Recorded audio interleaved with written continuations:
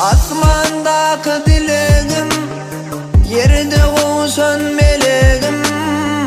Arzulayın ededim, ömür boyu söyleyin. Aydan yüzün nurana, günden yüzün gürkana.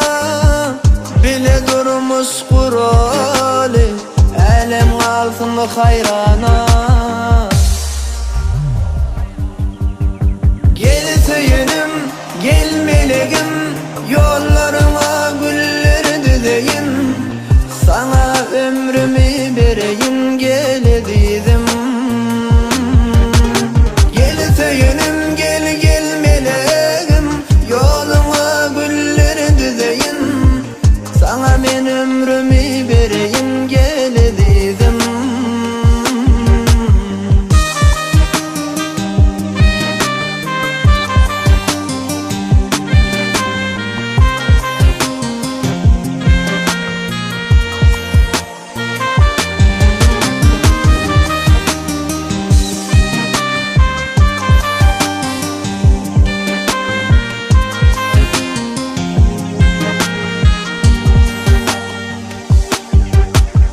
Asmandaki sen ayım, yerde ömürlük tayım.